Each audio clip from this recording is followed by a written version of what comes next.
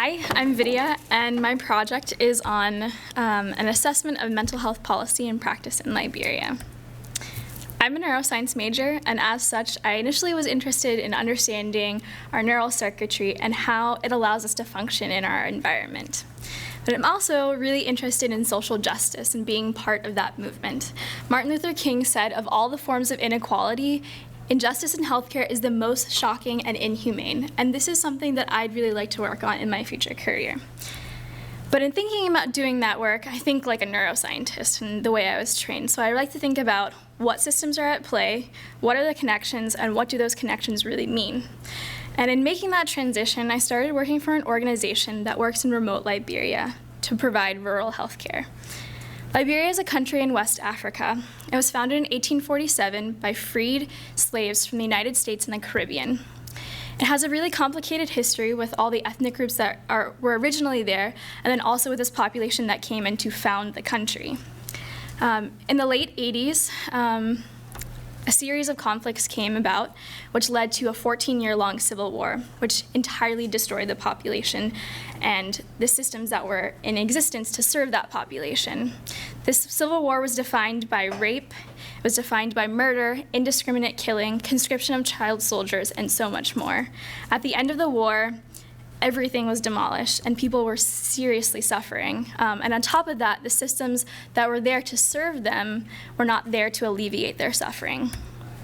Before the Civil War, the health system in Liberia was actually pretty good at serving its population. There were 400 government medical doctors in 1989. But as a result of the war, medical doctors left the country or were killed during the war, which left the country with only 51 medical doctors to serve the entire country the size of Ohio. And most of those doctors were actually in the capital, far away from the populations that they needed to serve. And even more strikingly, there was one psychiatrist in 2005 at the end of the war. Just at the most visible level, this clearly shows that there is an access gap. If you just think about a population going through that much trauma, you obviously think that there's going to be a lot of mental illness and a lot of problems that need to be tackled. And at the end of the war, Liberia had an influx of a lot of humanitarian groups and international organizations and consultants that came in to kind of help the country cope with all these challenges that it was facing. And one of the things that happened was that there was a group of medical organizations all trained in this approach of biomedicine that we often see here. They kind of pushed the Ministry of Health in Liberia to take on this challenge using a very specific approach. So in 2011, the Ministry of Health in Liberia came out with this thing called the National Mental Health Policy, and it took a very specific approach to dealing with this challenge. The country knew that most of the care was sequestered in the capital. In fact, there was only one mental health clinic that could only serve about 20 to 30 people at a time. And so they knew that most of the people that needed this care were outside of that.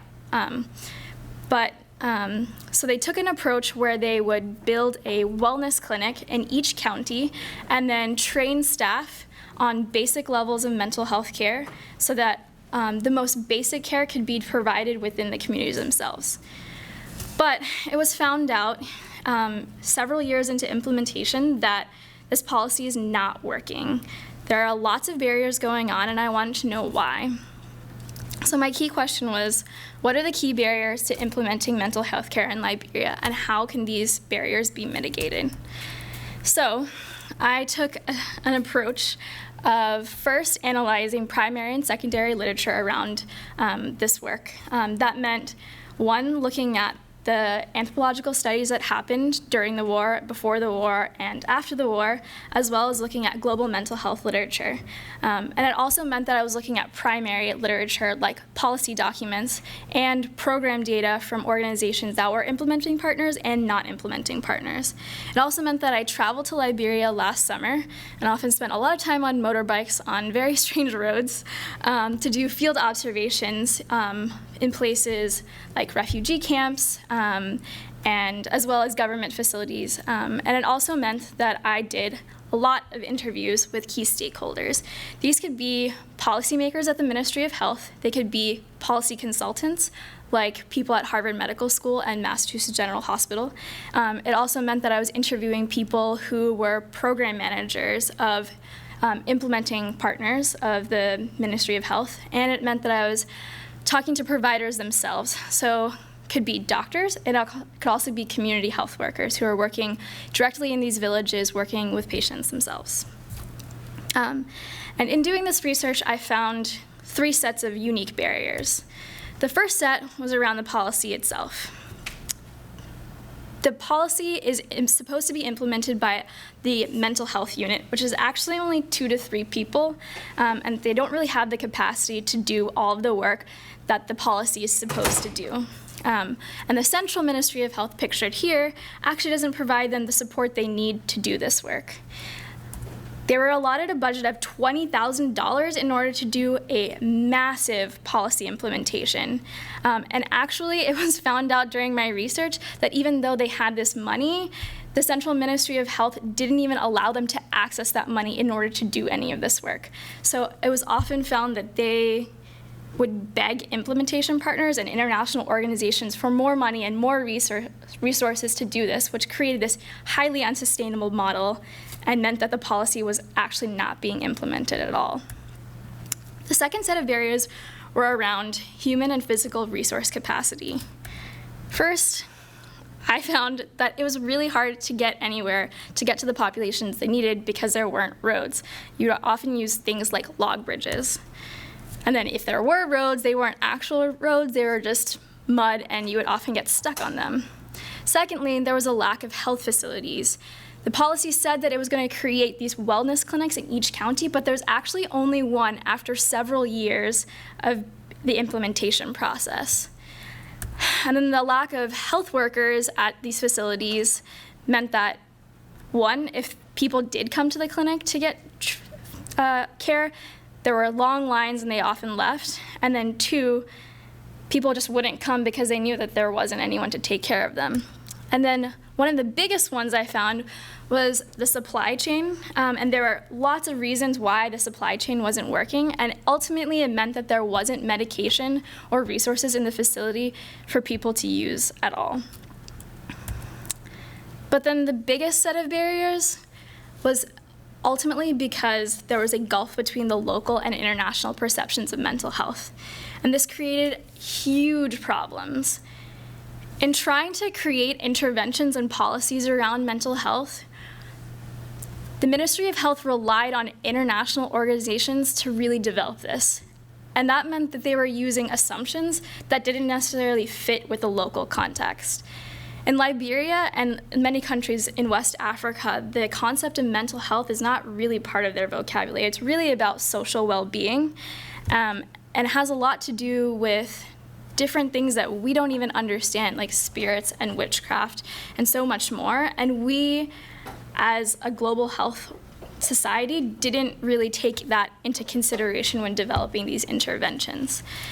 And that meant that we were doing things that people didn't even want to access in the first place. So one big problem I found in talking to people themselves that were trying to access care was that they didn't necessarily want to take part in this biomedicine model. They didn't necessarily think that they needed to be counseled. They didn't necessarily think that talk therapy was something good for them.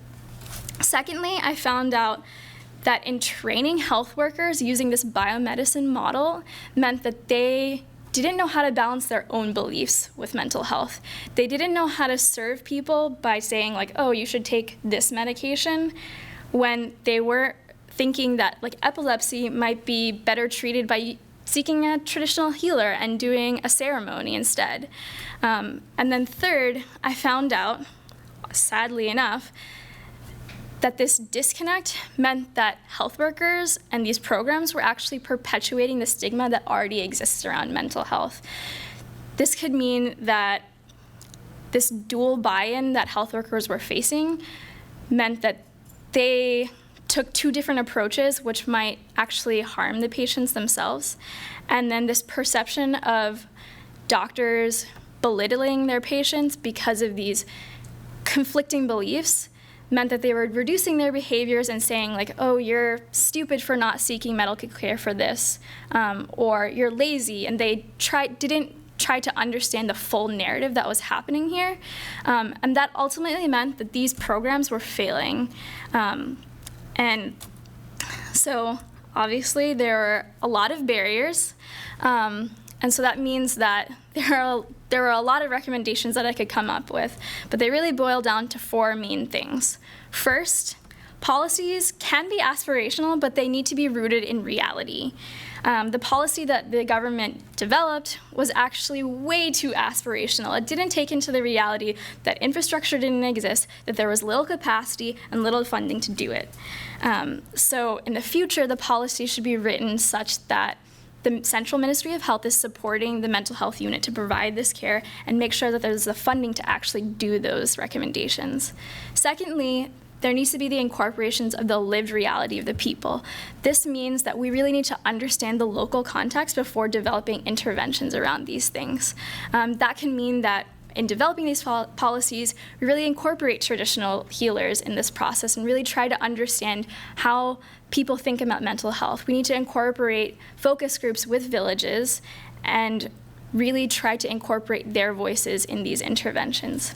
Third, we need to formalize relationships with international partners. Currently, there's an unsustainable model where international partners are taking on the entire burden of rebuilding this health system, and that means that there's no capacity for rebuilding that health system and keeping it going by the government themselves.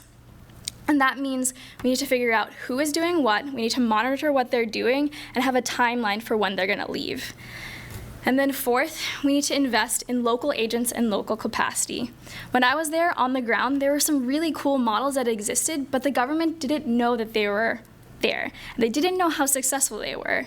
And these local organizations were really fueled by community-driven processes and really thinking about what the local context is, what the people want, and what's successful there. And if we invest in those types of organizations and those types of models, it can be really successful without the physical infrastructure that doesn't exist right now. And then also we need to invest in county health teams. If we only invest in organizations and teams that are located in the capital, we're really making it impossible for the majority of the population to access care. And if we really make sure that county health teams have the capacity and the resources they need to fulfill the policy, then the policy can actually work. Ultimately, what I got from this project is that when we, as physicians or policymakers or development organizations do this work, it needs to be rooted in the reality of these communities. We need to be thinking, how do these people exist in their environment? What do they actually want from us? Do they want anything at all? What are the socioeconomic factors that go into their lives? What are the real health burdens that exist? What do they want help with? And it's a huge challenge, and it's something that is an ongoing process, and as you develop the policy and implement it, it needs to happen continuously. We need to be constantly reflecting on that process, but it's something that we have to face. We can't live and implement policies based on assumptions that we already have. We really need to question those assumptions. And so I think this is applicable not only to mental health care in Liberia, but to whatever health problem we face. It's applicable to how we're thinking about healthcare in the United States right now and how we're thinking about social services. I just want to thank everyone that supported me through this process. And are there any questions?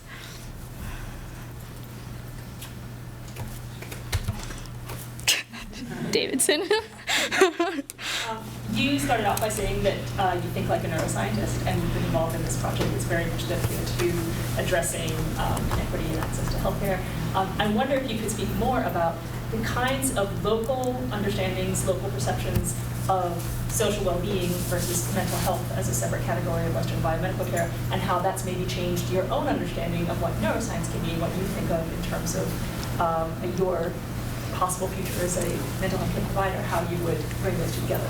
Yeah, it's interesting because I saw this like dual buy-in where people kind of attach themselves to local understandings around, you know, witchcraft and contagion and spirits, but they also were really interested in, I think because it targets kind of the stigma issue, they're also really interested in understanding like the biology behind it, because it kind of meant that it isn't contagious, and that means that stigma is kind of abated because of that. And I think in kind of really understanding the narrative around that, I really understood that the way I approach neuroscience is really like thinking about what systems are there and what's like involved in these connections. And understanding narratives really makes you think about what's involved in these connections. These systems are really interconnected, and understanding what's involved in those connections really allows you to piece apart how those systems really work together, and how they potentially are working against each other. And that's really important because as someone who's really interested in like the biology and the medical side, it's really important to figure out how all these systems work in terms of like intimate biology, but also at like a personal, individual level. And then as someone who wants to be a physician, if you really want to treat a patient, you have to understand their narrative. If you don't understand their life, you're not going to be able to actually treat them. You're not going to be able to help them in the healing process. And that's something that I definitely really, really understood, because you can't just hand them a pill at the end of the day.